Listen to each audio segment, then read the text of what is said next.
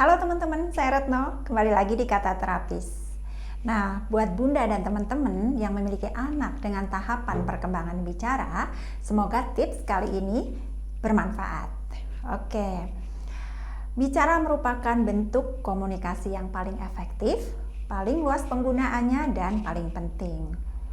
Tidak semua bunyi yang dihasilkan oleh anak dapat kita pandang sebagai bicara, karena bicara merupakan keterampilan mental motorik di mana dalam prosesnya tidak hanya melibatkan koordinasi otot mekanisme suara yang berbeda, tetapi juga mempunyai aspek mental, yaitu kemampuan mengaitkan arti dengan bunyi yang dihasilkan tersebut. Sebelum anak dapat mengendalikan mekanisme otot syaraf untuk memproduksi bunyi yang jelas, berbeda dan terkendali, maka bunyi yang dihasilkan itu hanya berupa artikulasi. Terlebih lagi, jika anak belum mampu mengaitkan antara arti dengan bunyi yang dihasilkannya itu. Tidak peduli seberapapun betulnya ucapan tersebut, ujaran dan pembicaraannya itu hanya bersifat membeo, karena di sini masih kekurangan unsur mental yang dihasilkan.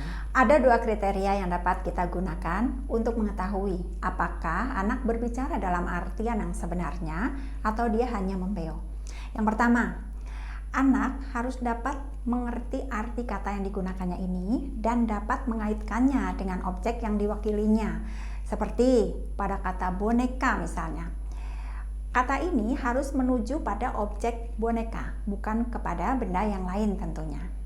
Kemudian yang kedua, anak harus dapat mengujarkan kata-katanya dengan jelas agar orang lain mudah memahaminya.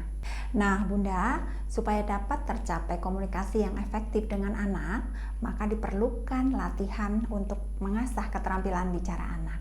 Pola perkembangan bicara pada semua anak pada umumnya sama, tetapi laju perkembangannya bisa jadi berbeda. Dari berbagai studi perkembangan menyebutkan bahwa perkembangan bicara hampir sejalan dengan perkembangan motorik dan perkembangan mental. Untuk itu, untuk anak-anak yang sedang belajar bicara ini, sebaiknya tidak mengabaikan aspek lainnya yang bisa mendukung untuk perkembangan bicaranya ini. Oke, sekarang tugas utama dalam belajar bicara. Belajar bicara mencakup 3 proses terpisah namun saling berkaitan satu sama lainnya. Yang pertama adalah belajar mengucapkan kata, yang kedua belajar membangun kosakata, yang ketiga belajar menyusun kalimat. Ketiga proses itu saling berkaitan satu sama lainnya, sehingga kegagalan menguasai salah satunya akan mempengaruhi proses bicara secara keseluruhan. Nah, teman-teman, ketiga proses tadi akan kita kupas satu persatu di video selanjutnya. Untuk itu, ikutin terus ya videonya. Semoga sesi kali ini bermanfaat. Sampai jumpa.